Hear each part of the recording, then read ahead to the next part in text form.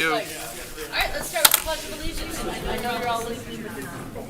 I pledge allegiance to the flag of the United States of America and to the republic for which it stands, one nation, under God, indivisible, with liberty and justice for all. Start with our program review. Delano.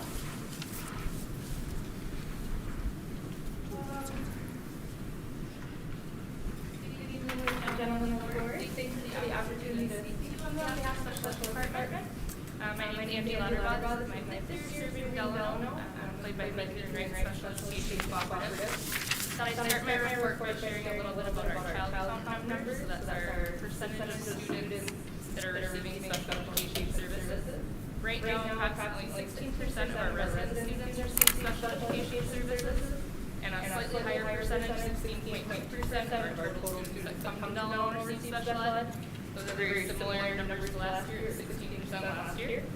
Looking at our cooperative member districts, they range from 13% special ed all the way to 27%.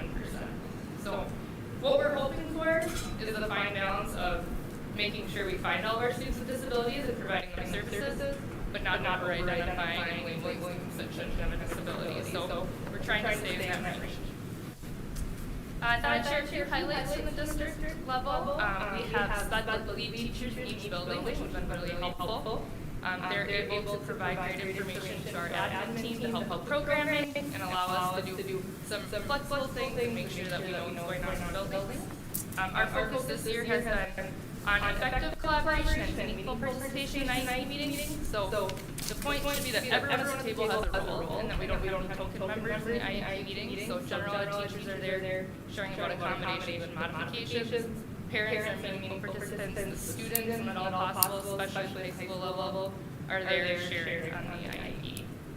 At Community Ed, this year we started doing collaborative meetings between early childhood family ed and early childhood special ed. Both are for 2 teachers from Masico and our 3 to 5 teachers from Delano, and this helps just make sure that we have support for our littlest learners and that they're getting referred through Help Me Grow. At the elementary, we have kind of a cool event that's hopefully coming up in March. Molly Graham, one of our adaptive FIED teachers, is partnering with Vinny Pokernowski, one of the adaptive FIED teachers at Masico, to do an adaptive FIED field day that will have students from other member districts coming to Delano. So it'll be our first time doing it, so we'll see how it goes, but it should be fun. Also at the elementary, we had a lot of great collaboration at both the building and the district level for proactive behavior supports, really coming together as a team and thinking proactively about how we can support students and staff there. At the intermediate, this year they changed to grade level case management, which has seemed to help strengthen relationships with staff and students and help with collaboration across the grade level. So if special ed teachers are able to connect with the building level, they have a better idea of what's going on in the general ed classroom. We also welcomed 3 new SPED staff this year, and we're feeling really grateful to have found qualified, good staff members to support our students. And about a week ago, our FIED and adaptive FIED teachers at the intermediate brought in sport wheelchairs, which were really fun to watch. Again, Vinny Pokernowski from Masico was able to borrow some sports wheelchairs from St. Cloud State, and the FIED classes were able to try them out and play basketball, and it was really cool to go see. At the high school, in the summer we finished phase 2 of the courtyard. There's more turf area, and now there's picnic tables, so the whole class could work out there if they would like to. The new schedule has allowed for more co-teaching opportunities between special education and general education. And then also, when appropriate, we've been able to provide some services in a more flexible way during the What I Need time, so we're not taking students out of their core classes. So those are just a few of the highlights. Our special ed staff are doing really great things in the district, so just a couple things to highlight. Any questions that you have?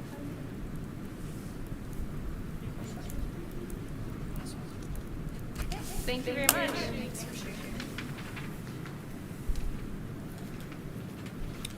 Just a final piece there as Angie's leaving here in that part. Sarah may remember, or Amy for sure remembers, but there was a time period in the first part of my superintendency where I went through 3 coordinators in about a period of 4 to 6 years.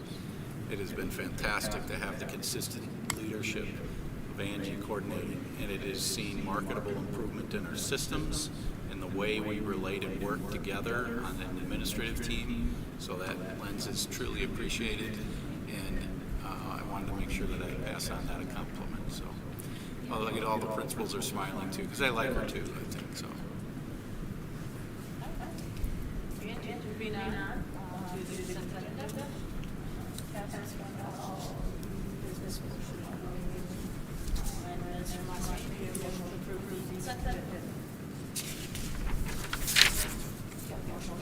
Second.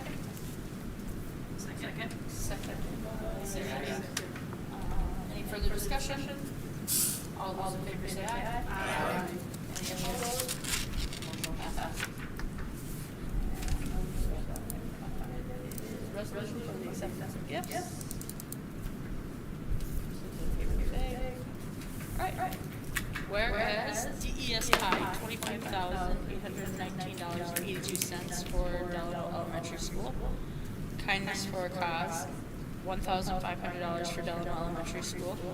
Charities Aid Foundation, $82 for Delano Intermediate School. DIS Pi, $3,345.44 for Delano Intermediate School. Ohio Pile Prince, $103.94 for Delano High School. Boys Swim Club, $600 for coaches, jackets, reimbursement. Delano Basketball Association, $3,465.54 for booster paid coach. Kindness for a Cause, $1,500 for compass. And Initiative Foundation, $1,100 for the Dorn Family Scholarship Fund. These gifts have generously been donated to the Delano Public School District with the conditions listed above. Do I have a motion for the acceptance of gifts? I'll move. We have a motion. Second. I said the motions. Oh, I was like, so a motion by Ryan, second by Corey. Any further discussion? All right, move to a roll call vote. Board Member Roser? Aye. Board Member Johnson? Aye. Board Member Blythe? Aye. Board Member Deppa? Aye. And Board Member Gerke? Aye. Board Member Baker? Aye. And Board Member Schost? All right, motion passes. All right, up next is personnel matters, and we have a few things to follow up. I have them written down. First up is Senior Fitzers retiring after 35 years, as well as Chris Larson will be retiring as well. But I don't have a number of years for Chris now. 29. 29 years. So they have both been here and served our district for a long time. Thank you to both of them. And we're going to call up Kelly Simpson, who received her master's degree. So lots of good things happening in personnel matters this month. Do we have a motion to approve personnel matters? Motion by Sue. Do we have a second? Second by Sarah. Any further discussion? All right. All those in favor say aye. Aye. Any opposed? Motion passes. I abstain. Or she's going to abstain. So 6-0. I have to abstain due to conflict of interest. Is there somebody on there she'd use? Well, DTA contract. DTA contract. Got it. All right. I have to abstain. Do you have a family member? My daughter's Yes. And the teacher's contract? becoming a lifeguard. She's not a teacher. Oh, that's community, yeah, she's not a teacher. You can stay on it. So motion I passes have 6-0 with one abstaining. Change that all up. All right. Administrative reports. Superintendent report. I will be brief. I discussed That's me, sorry, I was freaking out because I thought consent. Oh, I just sent you a text like, I forgot to abstain. I was panicking. I was gonna ask to rescind and regroup. I was like, Yeah, actually, technically from Mick's perspective, you don't necessarily have to abstain because there isn't a clear line of any conflict of interest. You didn't serve on the committee, you didn't assist me with the negotiations, but I know that's been your practice, and it's a good practice. I remember I had a family member one time in one of the employee groups, and I abstained from negotiating, but it's good practice. But yeah. the auditors actually prefer that you. That you abstain. Yes. So, Just to, Amy, the auditors prefer that you abstain. We get written up if people don't, so. Good point. Yep. So that motion passed 6-0 with one abstention, and now we're on the first floor of administrative reports. Superintendent is up. Yes, and I did spend some time updating the board. I do want to update the community that we are in the first portion, still in the first 3-4 months of our strategic planning process. It'll culminate after about 10 months of work. We have put together desired daily experience statements. The strategic planning team met last week or the week before to go through that information, and it was the data that we received from the focus groups. We had parents come in, we had students come in, we had staff come in, staff and parents from each building, from pre-K through 6, and parents 7 through 12. We did only students in the focus groups, the 7, 8, 9, and the 10, 11, 12, did a couple of group meetings there.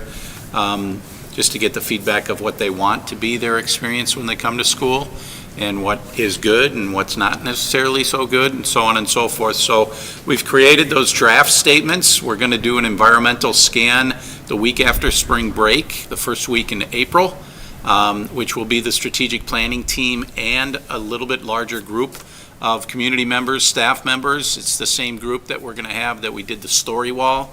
We did our whole history and how did we get to where we are and what makes us who we are now. The environmental scan is a little bit more steeped in the presence and what are we doing now currently as opposed to what's brought us here.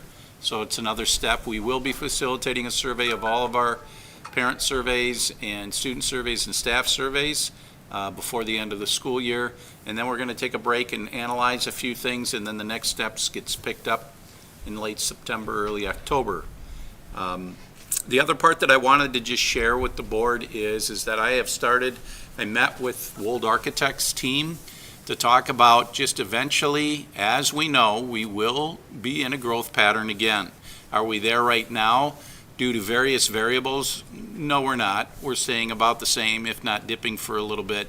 But we are going to be, there will be some correlation to some of these buildings and homes and whatnot being built in this community, that there will be that piece. Not that we're talking brick and mortar anytime in the near future at all, but it's more of a proactive conversation to let's do an analysis of our facilities, do what does Wold recommend as our architects to maybe adjust some of our facilities, but also potentially looking at the prospect of land. Again, this is something that would be 10 years down the road, maybe 5 years down the road. It's going to be down the road. And as you well know, we've pretty much maximized our campus footprint, with the exception of a little bit of work that we can do in our new intermediate building to change that. So Wold is already putting together a full final comprehensive study. The one big piece of information that will be coming is we're going to engage with Hazel Reinhardt again. If you remember, some of you remember it's been over 10 years since Hazel Reinhardt put a demographic study together, which pretty much predicts the enrollment based on various ranges, your kindergarten, your migration, your birth rates. We already know who's been born and who's up to age 5, so we have that data that she can mine through the community and the county to come up with that. So as soon as we've got some things that we're going to do next week to provide Hazel with some information, what's been our enrollment over the last 10 years, actual, so she can do some comparative analysis, but then she mines all of the public data that's in our county system so we know in our district boundaries where we're at with forecasting our enrollment. That's been a piece of information that probably over the last 2-3 years we're not so sure. Obviously, when COVID happened, it threw any projection out the window. Now that we're getting back to some semblance of that, we want to find out. We've had more students opt for other options. Why is that? And what's the future going to bring for a demographic study? So that's a big piece that we're just looking at. They'll make some recommendations. They can look at the whole geocache, the entire district if they want, and look at potential land that might be an option for a future. As you know, our community is growing west predominantly. Is there something out there that would be doable that we could potentially look at as an investment for future growth? The sooner you get a hold of land, I would assume, the better because of price, Land doesn't go down, always goes up for the most part. So that's just, again, we're in the very initial conversations about it. We have agreed to work with Hazel. Again, she knows, she did the last study, she's done a number of studies for the district, so she'll be able to get the most updated information. Once we're complete with that, I will eventually bring this information to the Building and Grounds Committee first, talk a little bit about it at that point, potentially even do a physical look around town to see what options are out there. I've had a conversation with our city administrator, Phil Kern. He's very, very astute and attuned to land that's out there, and he also gives us the background as far as ownership and whether somebody would be willing to or not, or what. Again, this is not anything that's committed, but it is, I believe, the initial exercises to think of growth, future down the road, and be proactive. So those are the two major items that I wanted to update the board. I would entertain any questions from the board if they have any other questions in any other topic that they might have. Just a comment. It would be interesting to know of her last 10-year prediction and how accurate it actually was. I can tell you. Okay. First 5, spot on. 6, 7, 8, 9, COVID, out the door. Right. Yeah, that hurts. Yep. That's pretty good, actually. You probably can't expect much more than that. The further out you get, your The crystal ball fuzzier it gets is. cloudy. Yep, but right at I think it was year 7, COVID hit. And I feel like that was her narrative to us as well. That a pandemic was coming? No, That should be that right. farther, like 5 through 10 was Yep. a little bit Yeah. murkier. She was pretty transparent with us. Yes, about she that was. Lots of things could change, but that she was Yeah. pretty dialed into those first 5 years, which. Yep. Well, that's why you don't wait 10 years to do a 10-year plan, right? Right. You're doing them every 5 or 3 or 7. Yep. Well, we took a little hiatus for a while with obviously, but now's the time to get back into it and do another study. And if you remember, she does them in those ranges. Yeah. High kindergarten, low migration, low kindergarten, high migration, high, and so on and so forth. The last time we had the city school meeting, it didn't show a ton into the near future from a growth perspective, if I remember. From the, Demographics perspective, right, in the housing and how it sort of was more of a churn that was happening rather than increased school. yeah, if you would have asked me 5 years ago or 6 years ago, Corey always holds me to this, Matt, you've been saying this for so many years, when are the students coming? You got all these houses being built. What we found the hard way is it used to be the correlation between new housing in the city was about 60% would produce 6 years later, though, school-aged children, 5 to 6 year range. Now we found in the last 3 to 4 years that that's not 60% anymore. So there's other people, grandma and grandpa are following their grandchildren, so they're not producing the kids, but they're building a home. Or they're doing bungalows where it's single-family dwellings and townhomes and so on and so forth. We just haven't seen the turnaround, and the city was of the same opinion 5, 6 years ago, and now we've revamped that. So to your point, but that's where we need a demographic study. Somebody needs to take a dig. It's not just building permits every year annually. It's a whole lot of other information that needs to get looked at. Any other questions for Matt? All right, moving on to principals, Ms. Thompson.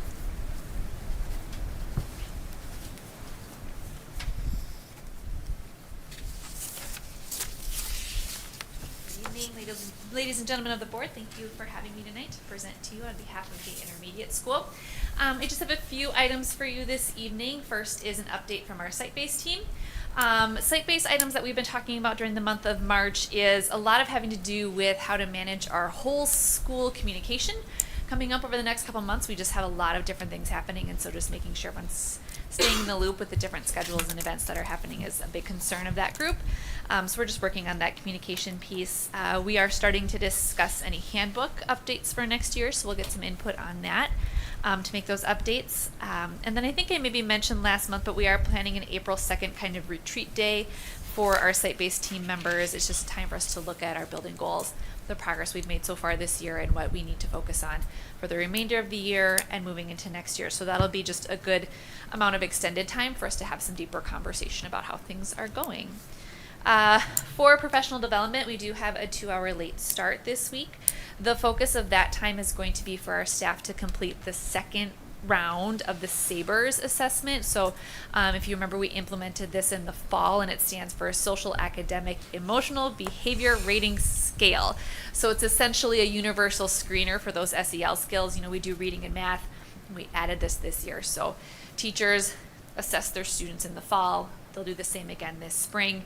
And since it's our first year, we're really just looking for any kind of global trends, any areas of need, anything that changes significantly over the course of the year, and that will kind of help us decide if there's areas we want to do more with going into next year, any of those areas. So we'll do that on Wednesday. We'll also do our MCA training. Excited for that. MCs are busy in our building. MTSS, our MTSS team, then will review the SABRS data, so that's what's next on their agenda. They'll look at all that information. The students do a self-assessment called My SABRS. Teachers then also do assessment, so they really have two kind of data sets to look at when they look at those pieces. Other than that, upcoming events, like everybody knows, we've got spring break coming up in April. It's just all about the MCAs for us. It kind of takes over our month of April, so that will be busy. And then I guess a few recognitions. We had some exciting things happen this month. We had our 6th grade advanced math class go to the Math Masters competition last week. They did very well. We had our Battle of the Books wrap up. We had a team of 5th grade winners, and that's always fun to watch. And then the Regional History Day competition is happening tomorrow. So that's a lot of Heidi O'Donnell, Natalie Palmer, Teresa Campbell work, but then just kind of an overall effort on the part of our teachers to get kids involved in those things. So that is what's happening at the intermediate school. Do you have any questions or comments? Any questions? All right, thank you. Moving on to the high school, Mr. Boyd.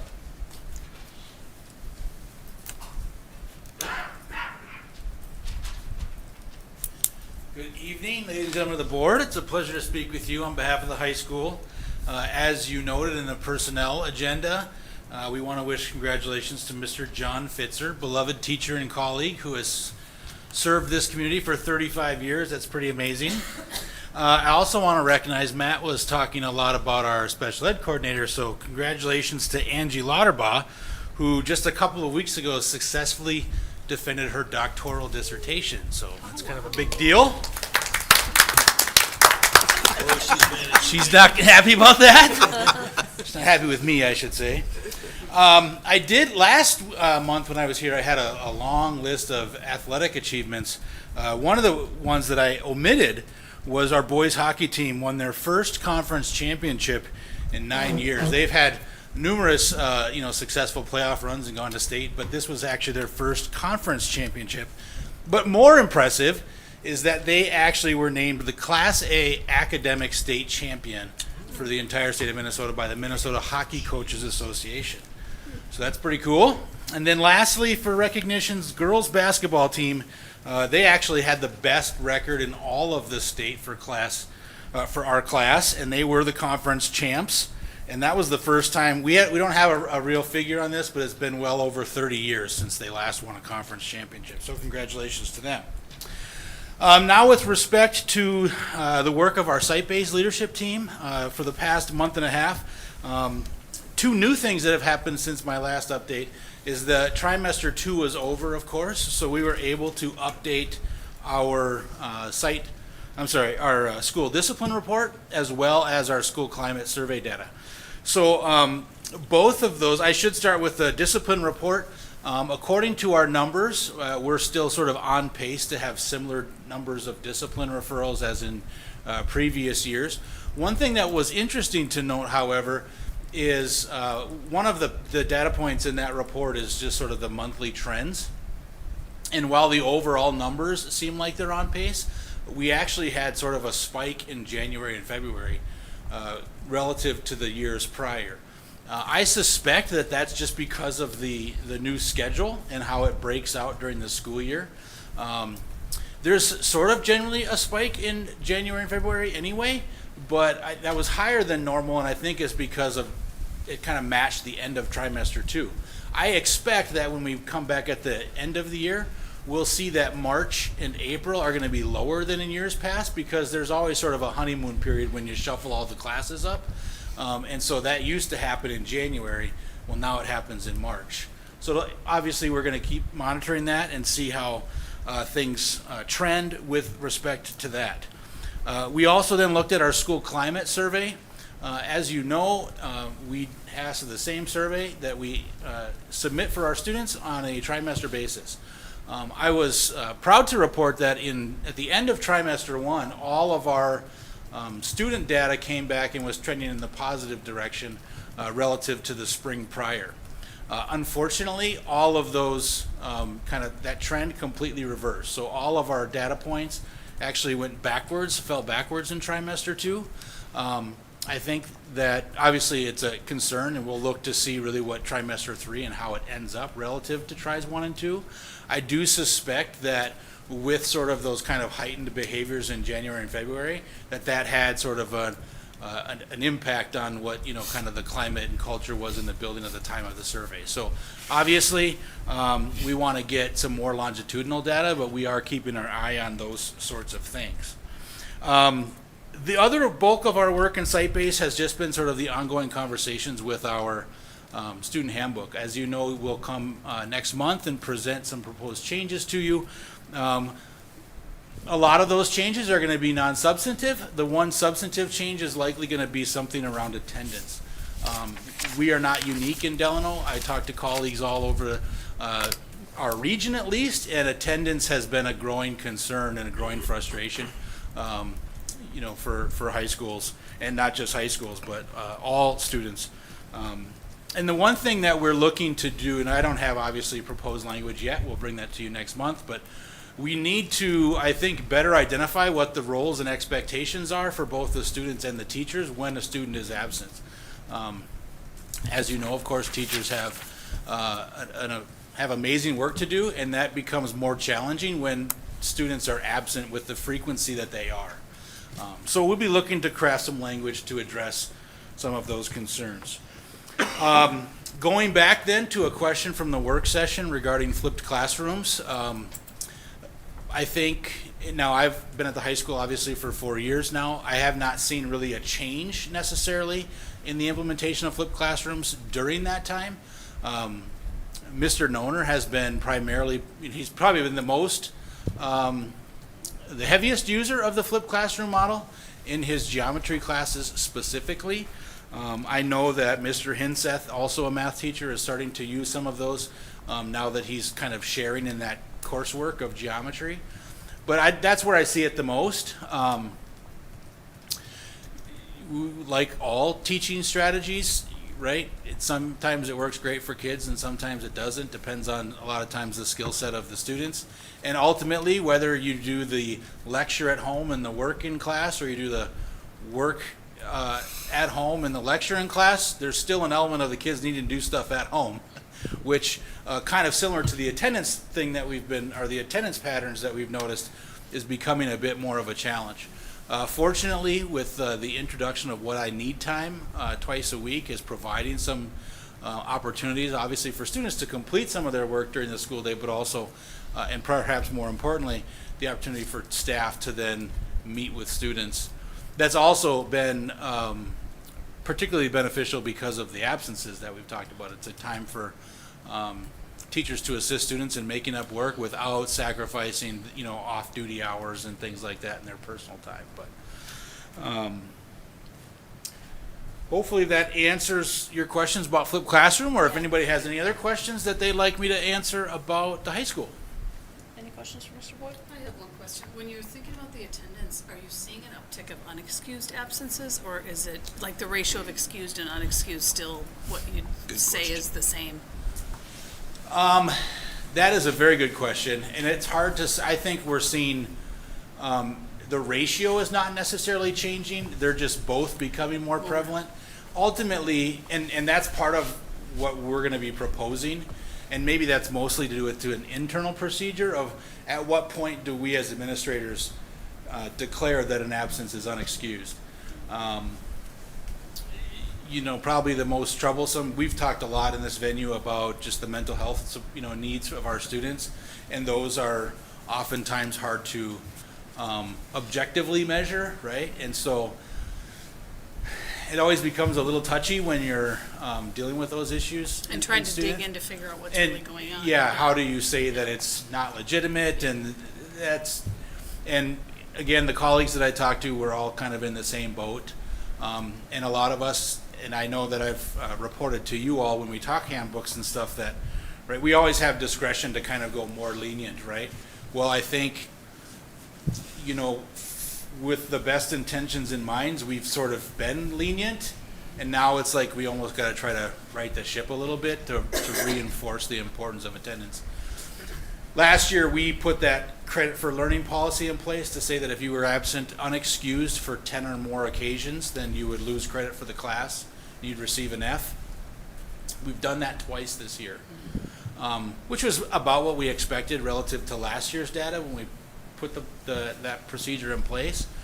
But we still need to do a better job of, how do we control the student? Not control, that's the wrong term, but how do we effectively intervene for the students who are missing 20 to 30 days excused?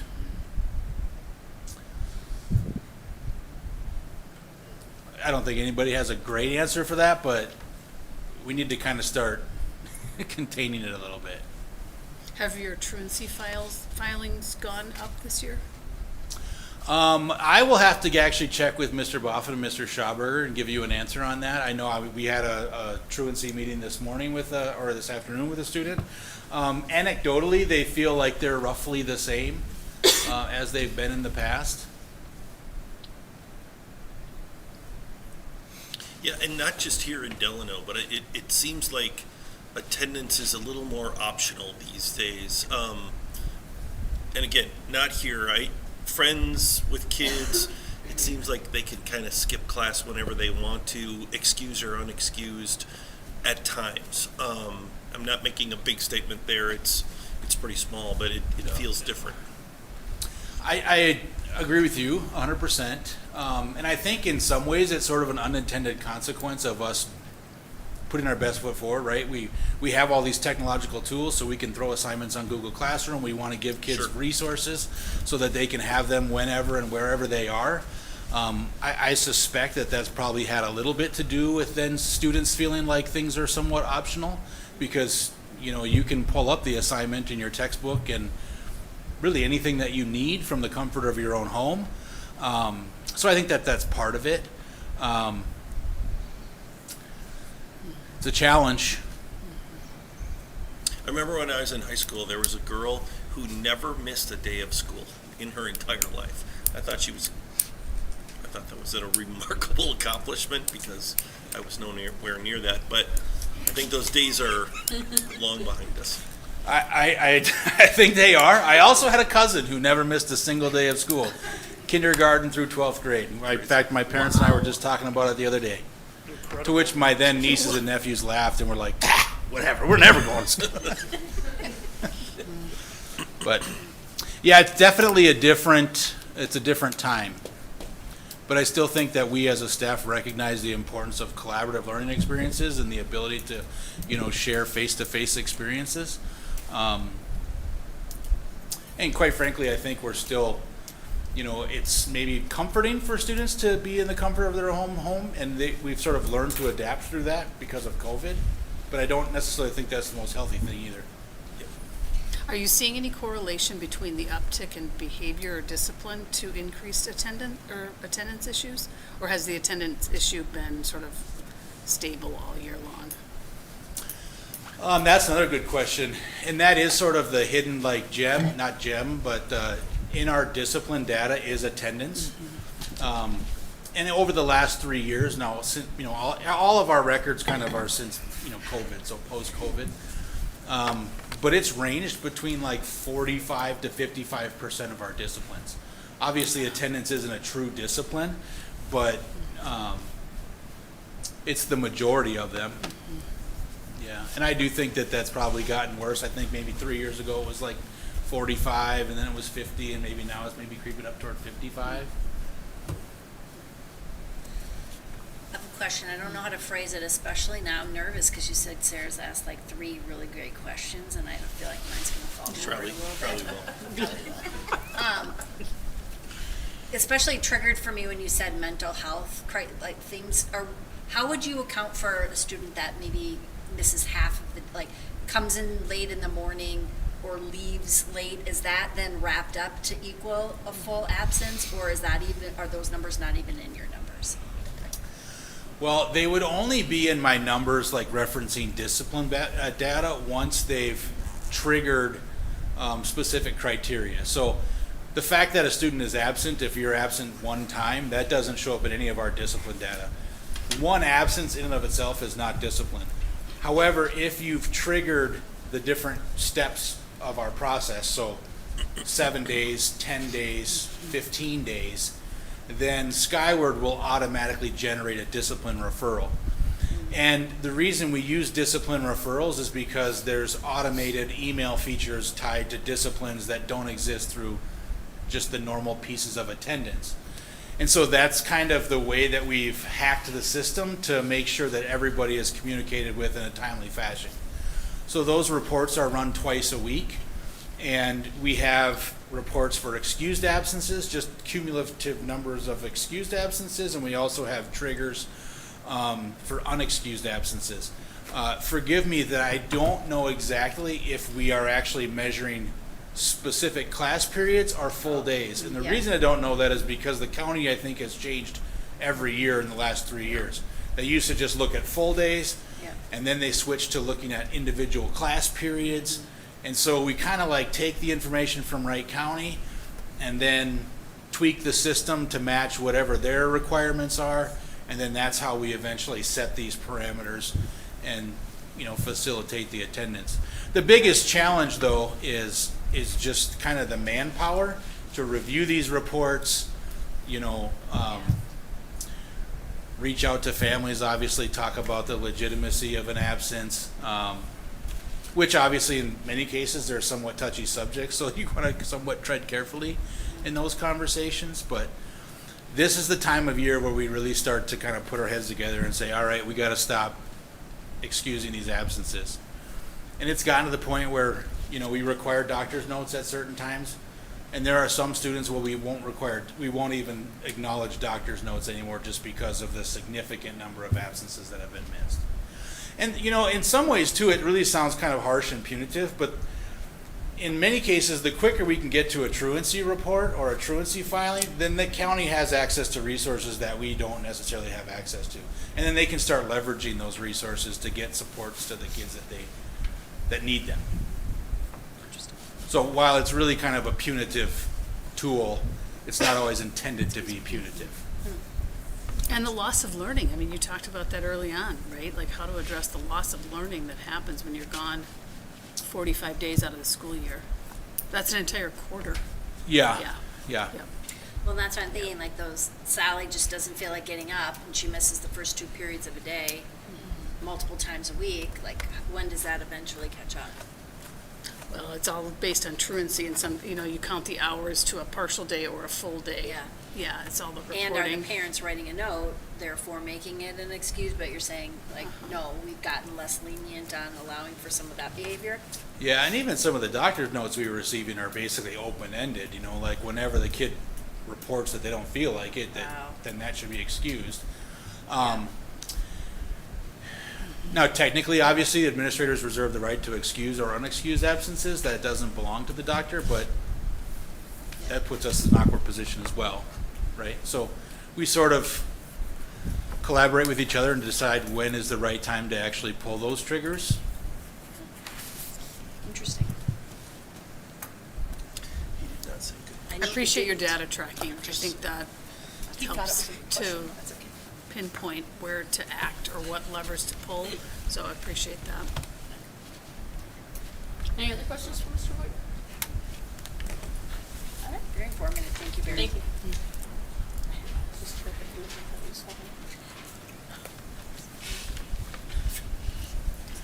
All right, up next, elementary principal, Ms. Schultz. Hello, everyone. Good evening. Happy to be here on behalf of the elementary school. short update for you. We'll start off with our site base. Our recent meeting, we went through our mid-year school improvement plan review, which I believe you have those minutes linked, or Mr. Shane shares those out with you. But overall, we feel the biggest progress has been made on our accessibility to interventions, both Tier 1, class-wide, and then Tier 2 and Tier 3. So that we've done a lot of work with that and kind of making sure that people feel comfortable knowing what to use and how to use it.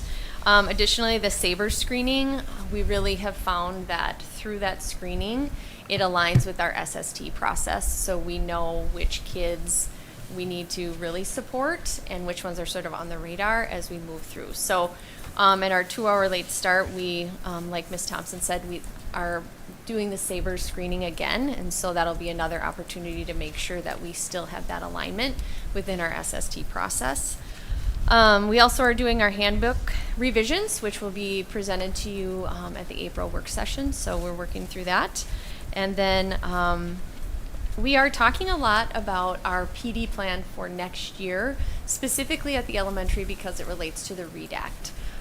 Much of our PD is going to be allotted to the letters professional development. So it's sort of figuring out that and which option we're going to be utilizing, and then what will we have our other staff doing during those times. So that takes some time and some planning, so we're working together as a team to look at that.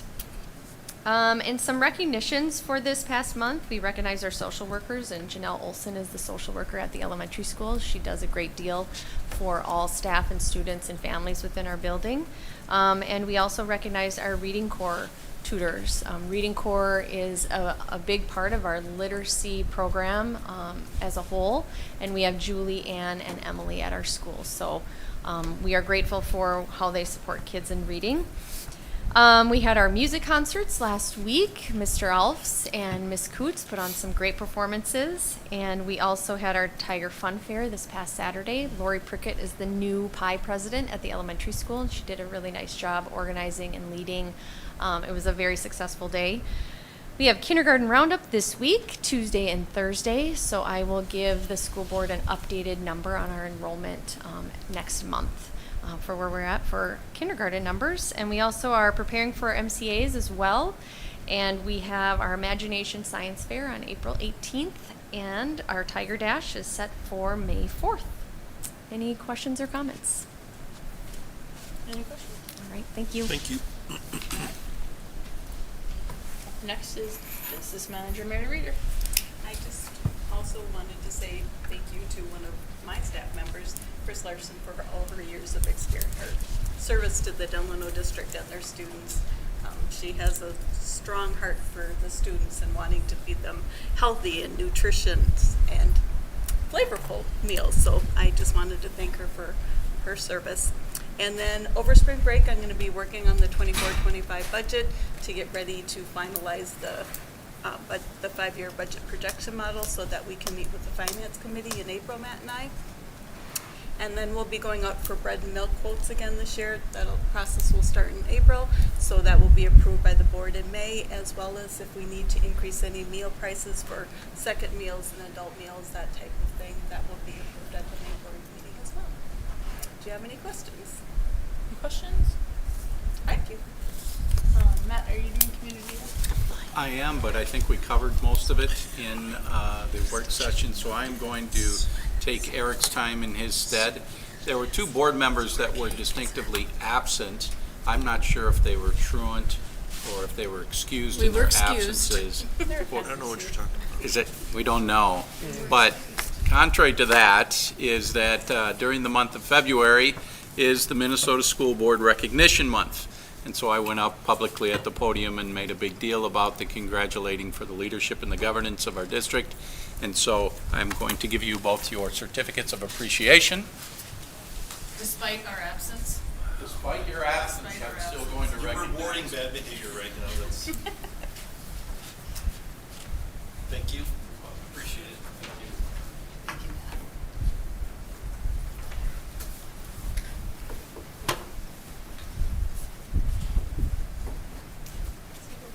You can get your awards when you're like, we're done. All right, anything else, Matt? That should do it. All right. Up next, student board rep. I'm going to start with the high school. The high school has suicide awareness events happening, including a speaker, which will be coming to the high school tomorrow, and speak to the students about suicide prevention.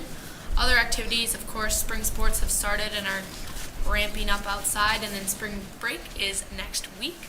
As I mentioned previously, the double period of Chem and Calc are kind of in trial right now and are going well. For the intermediate school, March has been Mental Health Month, which has been going good, and then throughout the school there have been activities which the social worker has planned, such as poster making and strategies to cope for students to use to cope with heavy emotions. Other exciting activities, Battle of the Books, Math Masters, and MCA testing, of course, coming right around the corner. For elementary school, conferences and book fair took place this month, both which had really high attendance, which is nice to see. And then spring concerts, of course, and the Tiger Fun Fair, kind of fun activities to start winding down the end of the year. And then March 21st is World Down Syndrome Day, which gets people to have awareness of Down syndrome through wearing fun socks, which is fun to see. Any questions? Any questions for Sophia? Okay, moving on to board reports. First up is Masiko. Yes, so I attended the Masico meeting. I will just give a couple of general updates from the executive director's report. So MDE communicated to them that they will be scheduling site visits to all schools and programs receiving Title I funds in Minnesota. So that's something that will definitely come on their radar here in the upcoming months. And through conversations, mainly I think we co-op our tech resources with Howard Lake. So that resource has really been talking to the admin team at Masico around just increasing the security around cybersecurity and some of the weaknesses or areas of opportunity. So the costs associated with implementing some of those measures, we'll be looking at adding that to the FY25 budget, which of course is going to be a big hit to that budget. So unfortunately, they don't have some of the same funding mechanisms that we do as a district. Jim's familiar with that from Right Tech as well. So they're going to get creative of trying to see what kinds of grants or different things are also available for some of the things that they want to implement. And then we also had a conversation about the READ Act. So they will be putting together the training. It's approximately about 50 hours of professional development for each staff member required to participate by July 1st. So, and then everything else is pretty standard. And I already spoke to Melissa doing her capital advocacy, as well as she went to Washington, D.C. So that meeting is next week, so I look forward to hearing about how that went, and I'll bring that back after I hear. So anyway. Any questions for Amy? All right, up next, Right Tech. Yeah, I went for Jim. Just 3 quick things. The minutes are attached, but the budget looks better. You know, we've heard some questions around budget. You've gone to some meetings, Matt. Looks better. There's some pretty interesting camps that are coming up at Right Tech for the summer they were talking about. And they approved their calendar and no additional discussion was needed. And that is it. That is all I have. Oh, right. Moving on to old business, no questions for Corey. All right, now the first is approve the second read of policy 410, family and medical leave policy. Do we have a motion to approve policy 410? I'll make the motion. Motion by Amy. Do we have a second? Second. Second by Sue. Any further discussion? All those in favor say aye. Aye. Any opposed? Motion passes. 12B, approve the second read of policy 213, school board committee. This committee name change to SAFE. Do we have a motion to approve the second read of policy 213? I'll move, Ryan. Motion by Ryan. Do we have a second? A second. Second by Amy. Any further discussion? All those in favor say aye. Aye. Any opposed? Motion passes. New business. First up is 13A, approve the extended field trip for boys lacrosse. Do we have a motion to approve 13A? So moved. Motion by Sue. Do we have a second? Second, Jim. Second by Jim. Any further discussion? All those in favor say aye. Aye. Any opposed? Motion passes. Matt, we should be able to bundle these. 13B, approve the extended field trip for football. I should be what? We should be able to bundle all these. Yeah, we should, but that's okay. Um, Gives you practice. Next time. Do we have a motion to approve the football extended field trip? I'll move. Right. Motion by Ryan. Do we have a second? I'll Big. second. Second by Sarah. Any further discussion? All those in favor say aye. Aye. Any opposed? Motion passes. Up next is approve the extended field trip for boys soccer. Do we have a motion to approve that one? Baker, I'll move. Sittner motions to approve it. Do we have a second? Second. Second by Sue. Any further discussion? All those in favor say aye. Aye. Any opposed? Motion passes. Up next is girls swim team field trip. A motion for that one. So I'll move. Ryan. Alright, motion by Ryan. Do you have a second? second, Jim. Alright. Any further discussion? All those in favor say aye. Aye. Any opposed? Motion passes. And 13E, approve the vendor for the 2024-2025 lawn mowing season. We went over that in work session. It is Gen Code. Do we have a motion to approve the vendor for 24-25? So moved. I'll second. By Sue, second by Corey. Any further discussion? All those in favor say aye. Aye. Any opposed? Motion passes. Up next is 13F, approve the long-term facilities maintenance resolution for Wright Technical Center. Do we have a motion? Do you want to discuss it first? No, I was just gonna say we talked about it last month. I was during thinking work that's when we session. talked about it. Yep. Do we have a motion to discuss that? Or no, a motion to approve that? Moved by Jim. Motion by I'll Jim. second. Second by Corey. Any further discussion? All those in favor say aye. Oh, roll call. Roll Or call. roll call vote for fun. Board Member Johnson? Aye. Board Member Black? Aye. Board Member Depos? Aye. Board Member Gerke? Aye. Board Member Baker? Aye. Board Member Schaus? Aye. And Board Member Sproser. Aye. Okay, motion passes. Up next, 13G is approve the first read of policy 631, reconsideration of the media materials with the removal of the second sentence of Article 7. We have a motion to approve policy 13G with that change. With just a slight other additional changes to change Articles 8 to actually enumerate it to Article 9. And change 8 to 9. Okay, do we have a motion to approve 13G with those two changes? So moved. We have a motion by Sue. Do we have a second? I'll second. Second by Amy. Any further discussion? All those in favor say aye. Aye. Aye. Any opposed? Nay. Motion pass- One opposed, sorry. Hold on. Motion passes 6-1. All right, and up next, public comment. School patrons are given the opportunity to address the school board regarding items that are not on the agenda. All patrons will be asked to state their name and address for the record.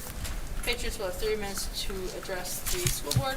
While the board appreciates feedback from the public in this forum, board members will not comment on or discuss topics brought up by speakers at this time. Do we have anybody signed up for public comment? Nope. Okay, moving on. I will take a motion to adjourn. So moved. Motion by I'll Amy. second. Second by Corey. We are adjourned.